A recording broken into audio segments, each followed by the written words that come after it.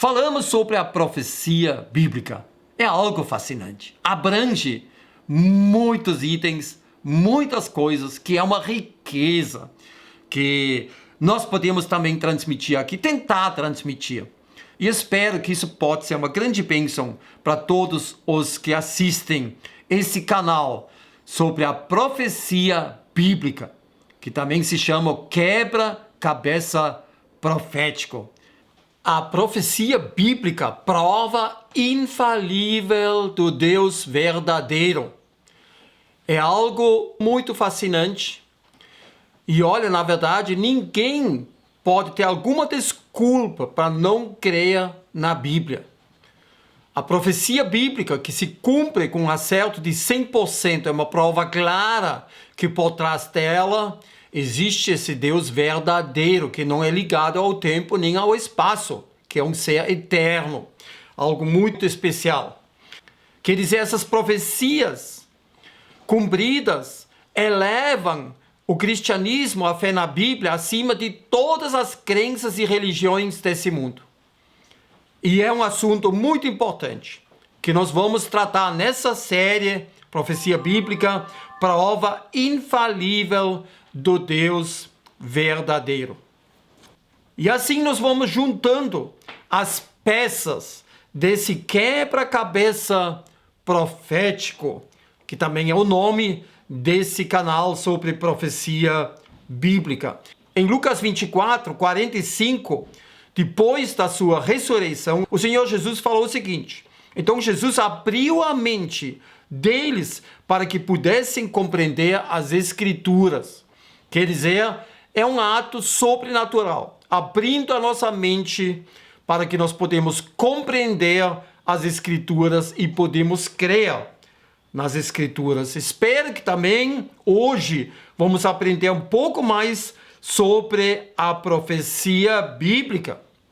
Sempre defendemos importantes verdades bíblicas. O estudo da profecia bíblica abrange muito mais do que nós, às vezes, pensamos.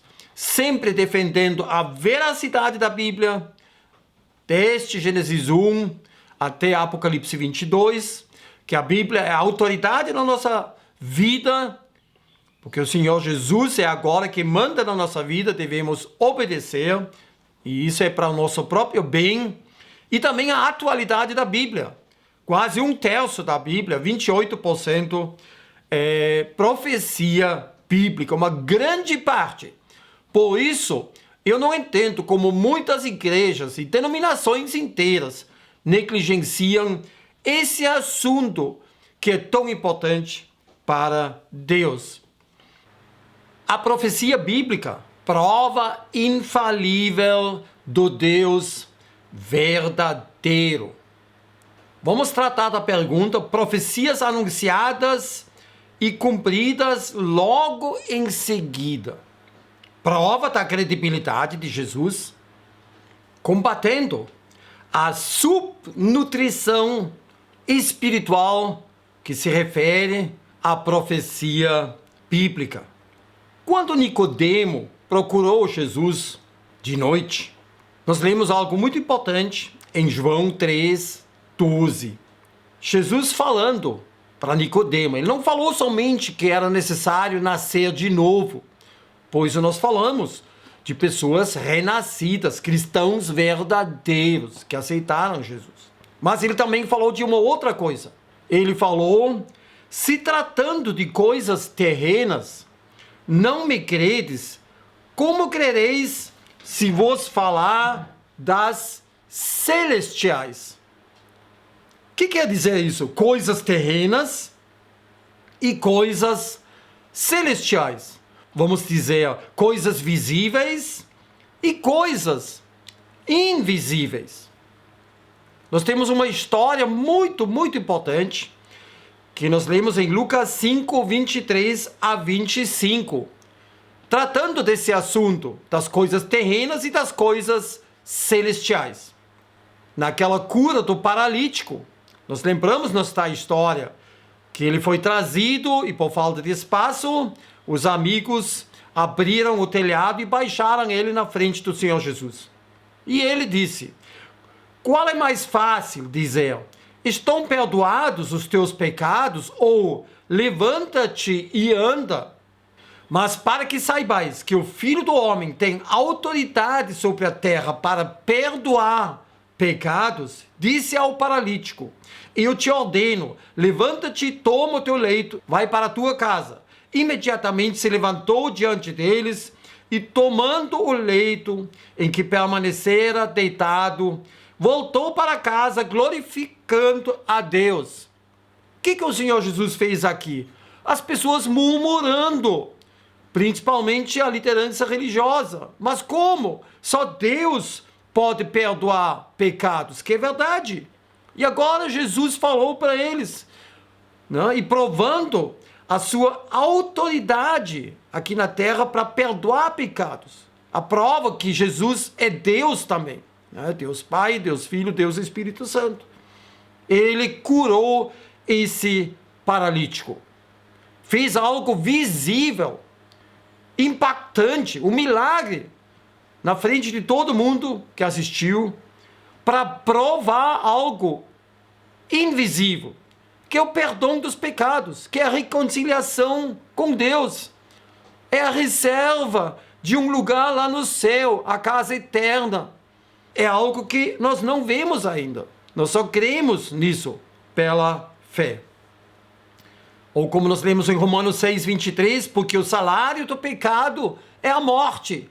E a Bíblia não fala só da morte física, apesar que a morte física também é uma prova disso, que toda vida é passageira, por causa da, vamos chamar assim, da maldição de Deus, mas fala também da morte eterna, da segunda morte, da condenação eterna, para sempre. Porque o salário do pecado é a morte, e essa morte eterna nós não vemos ainda. Isso vai ser um acontecimento no futuro, aí para muitas pessoas vai ser tarde demais. E Romanos 6:23 continua: mas o dom gratuito de Deus é a vida eterna, aquela salvação eterna em Cristo Jesus nosso Senhor, algo invisível. E por isso Jesus fez coisas visíveis para que nós podemos confiar plenamente nele. Quem crê no Filho tem a vida eterna. O que, porém, desobedece ao Filho não verá a vida. Quer dizer, quem resiste à palavra de Deus, não aceita Jesus, não verá a vida, mas sobre ele permanece a ira de Deus. Outras traduções dizem: mas sofrerá para sempre o castigo de Deus. Mas a ira de Deus o espera. A pessoa vai enfrentar a ira de Deus. Isso é algo futuro, a condenação eterna. Apesar, em muitas vidas, se vê claramente que Deus não está presente, levando muitas pessoas a uma literal autodestruição. Ou quando Jesus falou: na casa de meu pai há muitas moradas. Se assim não for, eu vou-lhe teria dito, pois vou preparar-vos lugar, e quando eu for e vos preparar lugar, voltarei e vos receberei para mim mesmo, para que onde eu estou, estejais vós também. Ou como outras Bíblias dizem: eu vou buscar vocês e levar para casa. Uma tradução do inglês. É algo invisível por enquanto. Jesus não voltou ainda. Ele não levou-nos através do arrebatamento para casa. Mas ele diz: voltarei e vos receberei para mim mesmo. Ele vai voltar. Isso é maravilhoso, e isso nós cremos nesse grande amor de Deus e do nosso Senhor Jesus, que disse: ele vai voltar e vai nos levar para sempre junto com ele lá no céu. Profecia bíblica, prova infalível do Deus verdadeiro. Ou a prova infalível do Deus verdadeiro é a profecia bíblica. Vamos tratar desse assunto agora. Profecias anunciadas e cumpridas logo em seguida. Prova da credibilidade de Jesus. Como ele também afirmou e confirmou duas vezes em João 13:19, Desde já vos digo, antes que aconteça, para que quando acontecer, creiais que eu sou. Antes que aconteça, para que quando acontecer, creiais. João 14, 29, ele repete, um capítulo depois. Dize-vos agora, antes que aconteça, para que quando acontecer, vós creiais. É uma lógica muito simples. Todo mundo entende. Jesus falou algo futuro, uma profecia, uma afirmação, e aí se cumpriu, aconteceu. Como eu já citei isso em Marcos 13, 23, aqui uma outra tradução, mas vós vede, eis que de antemão vos tenho dito tudo. Então nós vamos olhar e também vemos muitas coisas se cumprindo hoje em dia. Mas nós temos uma história muito interessante. Um dia os servos do templo chegaram e queriam o tributo do templo, algo obrigatório para cada pessoa. E Jesus estava sem dinheiro. E o Pedro também. E aí Jesus falou para o Pedro, que nasceu lá no Mar da Galileia, um pescador nato desde a sua criação de criança. Olha, Pedro, vai lá, pega um anzol, o primeiro peixe que tu vai fiscar, ele trará dinheiro suficiente para pagar o tributo para mim e para ti, que era uma dracma dupla ou um stater. E olha, é algo muito estranho. Primeiro, eu aprendi que no Mar da Galileia praticamente não tinha peixes carnívoros que vão atrás de alguma coisa brilhosa, tipo isca artificial. Isso é muito difícil. E mais, um peixe que traz a moeda na boca. Ele vem fiscado no anzol e ele traz uma moeda na boca. Olha, isso é fisicamente praticamente impossível. É um milagre.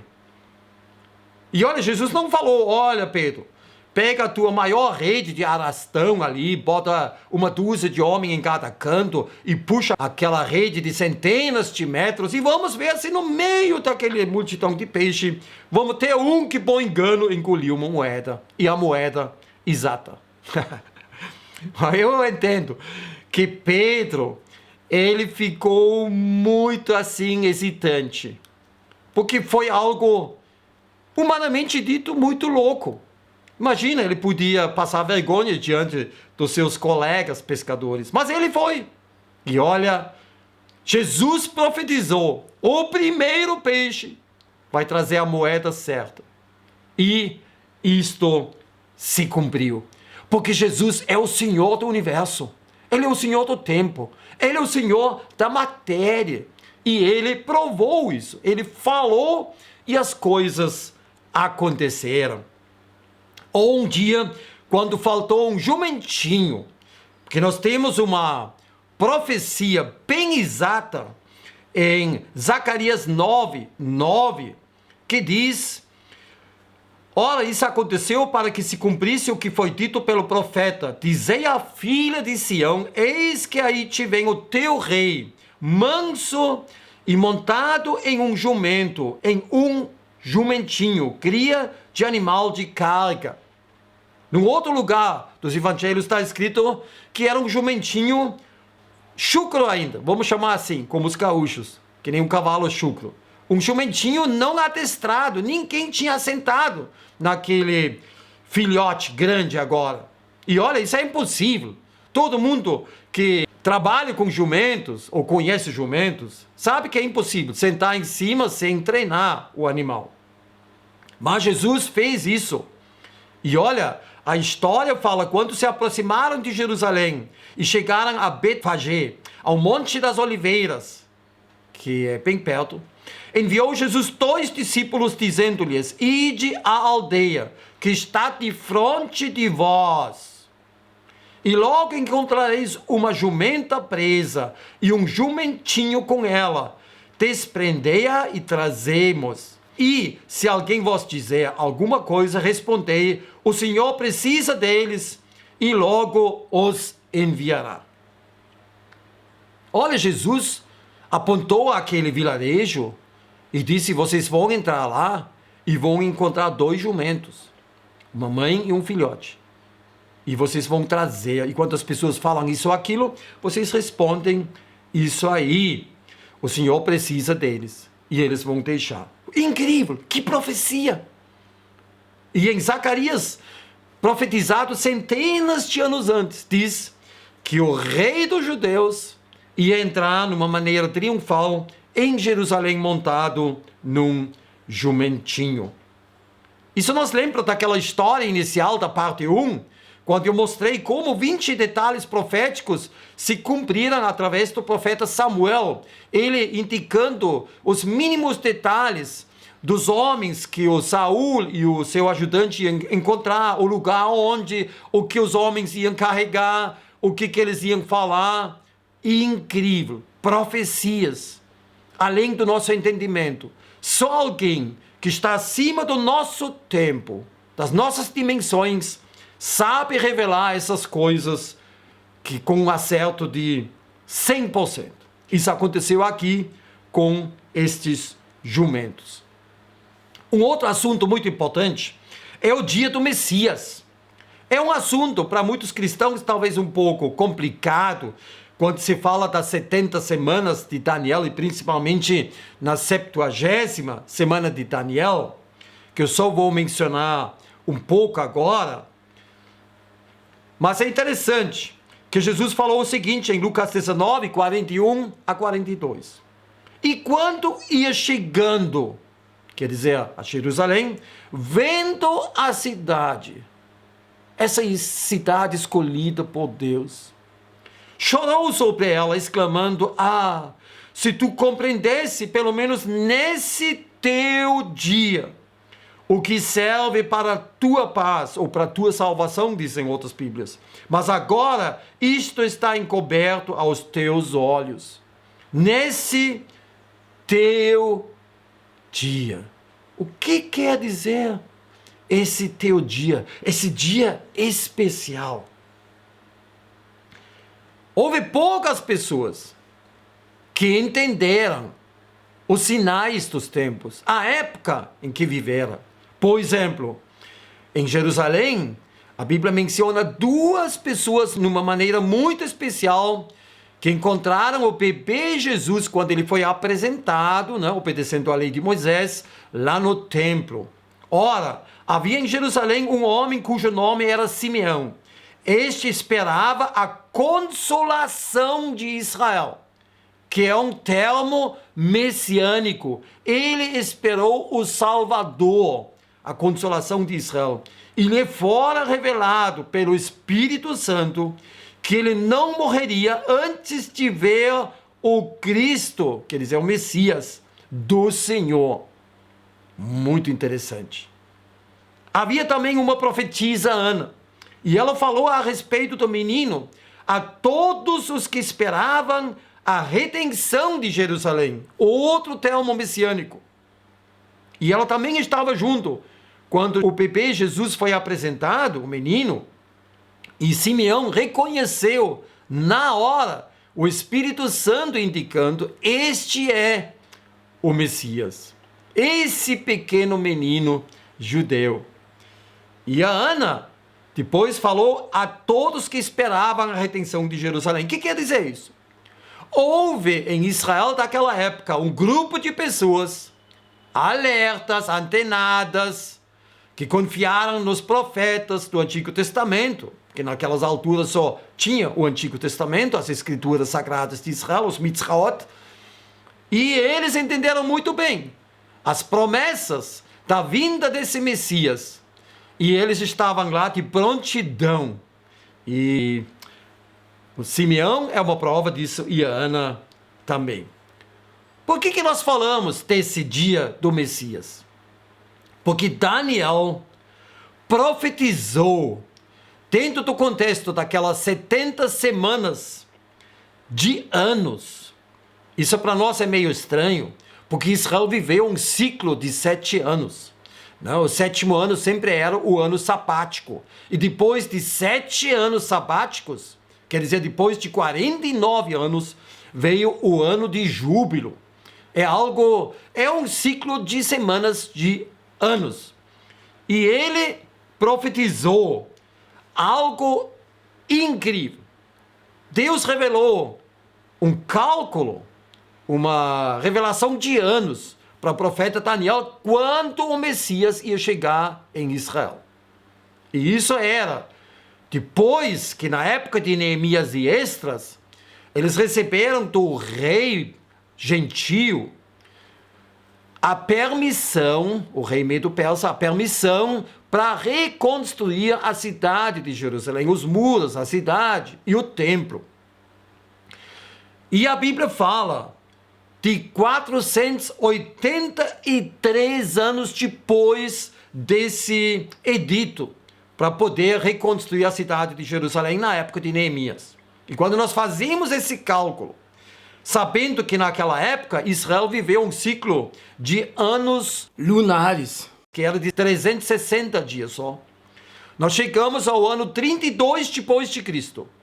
Quer dizer, naquela época exata, quando Jesus apareceu em público e quando ele entrou naquela entrada triunfal no jumentinho em Jerusalém. 483 anos até o ano 32 depois de Cristo. Algo muito especial.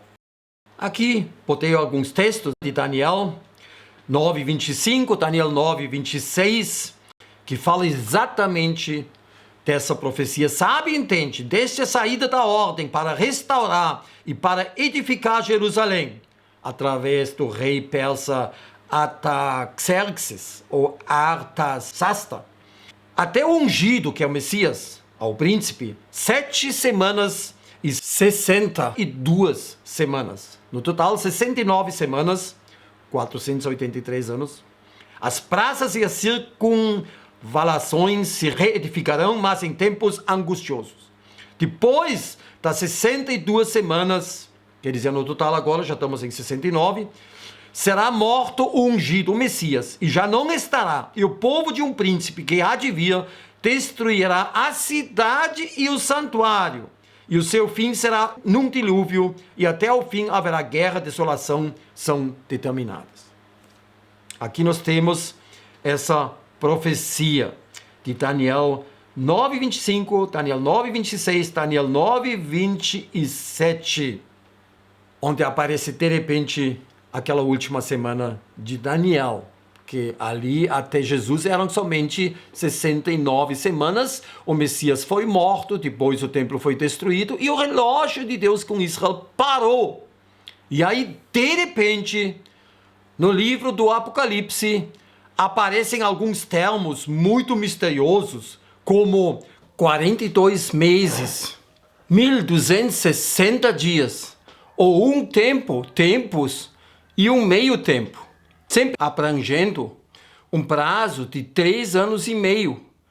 Quer dizer, os 7 anos apocalípticos são divididos em 2 partes iguais. E nós lemos que o anticristo, ele vai romper a sua aliança de paz com Israel, e exatamente depois desses 3 anos e meio, que é um marco, que é algo muito importante para todos os judeus tementes a Deus reconhecer isso como sinal para fugir. Isso seria a abominação do templo em Jerusalém. Quando o anticristo vai se sentar no templo e vai erguer a sua estátua abominável, tipo um Frankenstein apocalíptico.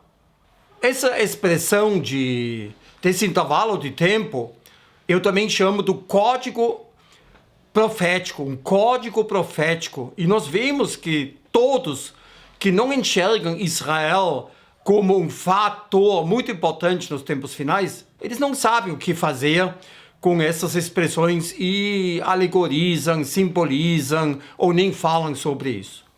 Olha, tudo isso eu vou tratar numa outra série chamada Quebra-Cabeça Profético. Aí vamos tratar de todas essas perguntas que às vezes criam muitas dúvidas nas igrejas hoje em dia. Só para anunciar essa série também. Vai ser muito trabalho. Sou grato por todas as suas orações. Então quer dizer, a Bíblia fala que haverá um intervalo depois desses 69 anos, semanas de Daniel. E nós encontramos, de repente, aquela última semana, aqueles 7 anos especiais no livro do Apocalipse, principalmente. E Jesus falou: declaro-vos, pois, que desde agora já não me vereis, até que venhais a dizer, bendito o que vem em nome do Senhor. Ele entrou lá como jumentinho, todo mundo gritando, hosana, abençoado aquele que vem em nome do Senhor. Mas mais tarde se ouviu gritos bem diferentes em Jerusalém: crucifica-o, crucifica-o. E a noite caiu sobre Israel, e o templo depois foi destruído. O povo foi morto, foi levado cativo, e Israel ficou num estado deserto, deplorável, a casa vazia, por 2000 anos. E Jesus diz: futuramente, uma geração nova, diferente, vai falar de novo, bendito o que vem em nome do Senhor. Isso vai acontecer no final da grande tribulação, quando eles vão olhar aquele que foi traspassado por eles, que vou tratar mais uma vez naquela outra série, o quebra-cabeça profético. Muitas perguntas importantes. E Jesus fez coisas, profetizou, e em seguida ele cumpriu a sua palavra. Por exemplo, lá naquele casamento em Caná, que é perto de Nazaré, na Galileia, naquele casamento, que provavelmente era algum parente da Maria, porque ela se meteu lá nos assuntos que uma pessoa de fora, assim, somente convidada, não podia fazer. E ela falou para Jesus ajudar, porque de repente faltou vinho. Faltou alguma coisa, um componente muito importante nesse casamento. E Jesus falou para encher aquelas talhas de pedra ou jarros enormes com água. Falou em enche. E depois ele disse: agora vão tirar aquele líquido e vão levar para o homem responsável que ia degustar, também chamado mestre-sala, esse vinho. E o homem degustou e disse: mas o que é isso? Isso é incrível. Isso é fora do normal, porque normalmente se serve esse vinho bom e depois o vinho inferior quando o povo está alegre num casamento judaico. Então Jesus aqui fez o seu primeiro milagre em Caná da Galileia. Foi algo impactante. E olha, eu acredito que Jesus fez tanto vinho, que na verdade eram 600 garrafas de 1 litro, eu fiz uma vez o cálculo, ou 800 garrafas de 750 ml, como hoje é a maioria das garrafas de vinho. Ele fez um monte. E eu acredito que era um presente muito especial para esse casal meio pobre, porque faltando esse componente importante do casamento, é um sinal que eles passaram meio apertados. E Jesus fez isso e deu uma caderneta de poupança para eles. Um presente que eles depois podiam vender muitas garrafas por um preço bom, um ótimo começo desse casamento. Ou quando Jesus 2 vezes mandou o povo se sentar em grupos e ele multiplicou os peixes e os pães. Uma vez satisfazendo a fome de 4.000 homens e outra vez de 5.000 homens. As mulheres e as crianças não contadas, então cada vez era uma multidão de milhares de pessoas, quase 10.000 pessoas. Muitas pessoas, para alimentar essa multidão. E até sobraram, numa das ocasiões, 12 cestos. Então foi um milagre incrível. E olha, Jesus não tinha uma padaria escondida em algum lugar, ou um açude com peixes, uma criação de peixes, que ele mandou trazer secretamente. Não. Ele pegou, numa das ocasiões, aqueles 2 peixinhos e 5 pães. Pegou, orou, e a matéria se multiplicou. Algo parecido que alguns profetas como Elias já fizeram no Antigo Testamento. Algumas coisas parecidas. Para mostrar a sua autoridade, que ele era o Senhor, até sobre a matéria. Mas isso era um sinal espiritual para nós nunca esquecer o que está escrito em Mateus 6,33. Mas buscai primeiro o seu reino e a sua justiça, e todas as outras coisas que nós precisamos para a nossa vida, que são importantes, vos serão acrescentadas. Colocar tudo nos seus devidos lugares, as prioridades, não as coisas materiais, físicas, mas Deus, o seu reino, a sua vontade, a sua palavra, e a nossa vida vai ser abençoada. Ou a outra história bem interessante, quando Jesus observou as pessoas lá no templo, colocando as suas ofertas. E ele viu os ricos colocando um pouco das suas sobras, e de repente ele apontou para uma mulher idosa e disse: olha, aquela mulher, ela colocou tudo o que ela tinha em casa e deu para Deus. Que eram só 2 moedinhas de cobre, 2 lepton, que era pouco dinheiro. Mas olha, Deus valorizou isso muito mais do que as sobras dos ricos. Ela entregou seu coração de gratidão, querendo agradar a Deus, valorizar a Deus. Ela deu tudo, confiando que Deus ia cuidar dela. Como nós lemos, buscar em primeiro lugar o seu reino, sua justiça, e as demais coisas serão acrescentadas. Quer dizer, Jesus, ele não foi até aquela mulher idosa e pediu para ela abrir a mão e mostrar o dinheiro que ela ia colocar como oferta. Não, ele viu de longe, ele conheceu o coração dela, a atitude dela, elogiou ela.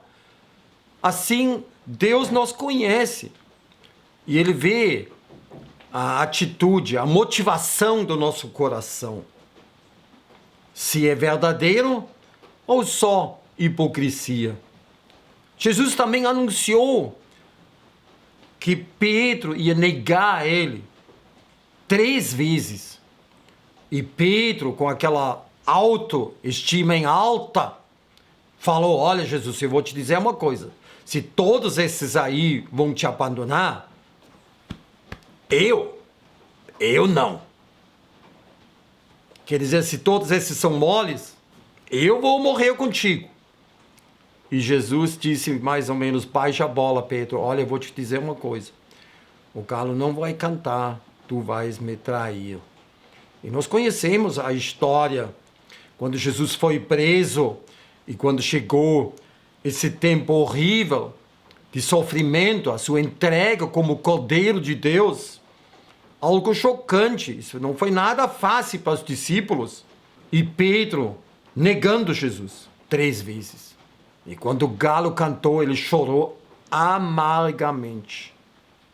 Ele viu que a profecia de Jesus, apesar que ele não acreditou e não queria aceitar, ela se cumpriu.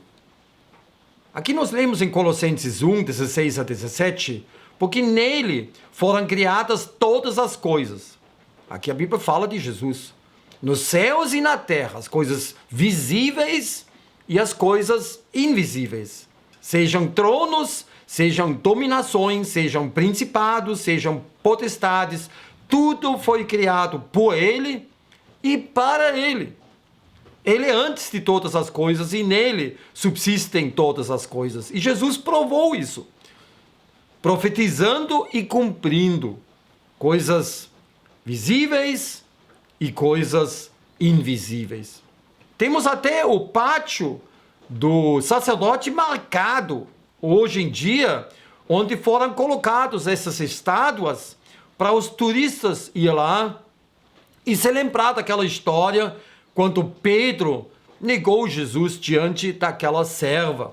E à direita, no fundo, bem à direita, começa o Monte das Oliveiras. À esquerda, um pouco à direita daquela coluna redonda branca, à direita você vê o telhadinho prateado da Mesquita Al-Aqsa. Ali é o monte do templo, onde haverá o 3º templo, provavelmente em breve. Ou Jesus, quando ele estava caminhando com seus discípulos, aí veio um mensageiro, falou que o Lázaro, amigo de Jesus, estava muito doente, para ele se apressar e chegar para curar ele, ajudar ele. As irmãs tinham mandado a Maria e a Marta. E Jesus demorando, falando que Lázaro dormiu. Os discípulos falando, ele vai melhorar se ele está dormindo. Ele diz, não, ele morreu. E ele diz que isso é bom, porque vocês vão ver a glória de Deus, o poder de Deus. Porque ele diz em João 5:21, pois assim como o Pai levanta os mortos e lhes dá vida. Olha que esperança, que afirmação pela ressurreição futura, que Deus levanta os mortos, que é uma esperança muito além do túmulo. Assim também o Filho da vida, a quem ele quer. Olha, imagina, Jesus tinha mais ou menos 33 anos, ele foi rodeado por galileus, pessoas relativamente simples e desprezadas pela autoridade política e religiosa de Jerusalém. E esse homem jovem disse, eu dou a vida a quem eu quero. Imagina você ao lado dele, ouvindo isso. Você só tem dois pensamentos. Você vai pensar, ele é louco mesmo. Ou ele é Deus. E Jesus mostrou isso, chegando no túmulo do Lázaro em Betânia. E gritou, Lázaro, saia de lá. E o Lázaro, todo enrolado, veio assim, tipo, pairando até a entrada do túmulo. Aí Jesus mandou tirar todas as bandagens do cadáver, do morto, aparentemente. E o Lázaro estava ali, vivo, totalmente restaurado. Depois de 4 dias mortos, que as irmãs até falaram, agora é tarde demais. Ele já cheira mal, não faz isso. E Jesus mostrou o seu poder em dar a vida a quem ele quer. E olha, quando nós aceitamos Jesus, nós já passamos da morte para a vida. Aqui em Betânia é mostrado o túmulo do Lázaro. A entrada que tem que descer lá embaixo, onde fica o túmulo mesmo. E Jesus falou em João 5:24, em verdade vos digo, que quem ouve a minha palavra e crê naquele que me enviou, tem a vida eterna e não entra em juízo, mas já passou da morte para a vida. Da morte para a vida. Em verdade vos digo, que vem a hora e agora é, em que os mortos ouvirão a voz do Filho de Deus, e os que a ouvirem viverão. E olha, todos os cristãos verdadeiros que nasceram de novo, entregaram sua vida para o Senhor Jesus, são a prova dessa afirmação, que nós ouvimos a voz do Evangelho, do convite, do sacrifício de Jesus. Olhamos para Gólgota na fé, aceitamos Jesus e passamos da morte para a vida. Comigo aconteceu na Alemanha. Eu, um hippie perdido nos anos 70, pensando que, vivendo a nossa liberdade total, nós seríamos os homens mais felizes na face da terra. E, na verdade, entrei num desespero terrível e comecei a clamar a Deus. Eu disse, Deus, se Tu existe, por favor, tenha misericórdia de mim. Te mostra, te manifesta e tenha compaixão de mim. Ele fez isso. Aconteceu até num salão de baile, onde um homem pregou o Evangelho e Deus falou ao meu coração. E eu ouvi a voz desse Filho de Deus, esse convite, sabendo de repente, assustando diante desse Deus santo e vivo, sabendo que eu me encontrava num elevador com um botão só. Para baixo, para a perdição, para o inferno. E ele se compadeceu. Aí se cumpriu esse versículo. Claro que naquela época só falei alemão. Aquele versículo. E acontecerá a cada um que invocará o nome do Senhor será salvo. Atos 2:21 e Joel 2:32. Invocar o nome do Senhor. Jesus vive. Eu fiz isso, foi na Páscoa, bem na Páscoa de 1973. Eu tinha um pouco mais do que 18 anos quando Jesus entrou na minha vida, quando eu passei da morte para a vida. É algo que nós temos que experimentar pessoalmente. Não adianta ser criado numa casa com pais crentes, porque Deus só tem filhos, ele não tem netos. Ele não quer papagainhos e robozinhos. Ele quer filhos. Cada um tem que aceitar Jesus, tem que nascer de novo para se tornar um filho de Deus. Se você não fez isso ainda, faça isso. Invoca o nome do Senhor com o coração quebrantado, confiando no Senhor Jesus, porque você ouve essas palavras, essa prova que Jesus é digno da nossa confiança, da credibilidade das suas palavras, tudo que ele afirmou sobre as coisas visíveis e invisíveis, e você também passa da morte para a vida. Essa esperança muito além do túmulo. A profecia bíblica, prova infalível do Deus verdadeiro. Também podemos chamar a prova da existência de Deus. Algo fascinante. E assim eu espero que temos aprendido um pouco mais sobre a profecia bíblica. Que Deus nos abençoe ricamente.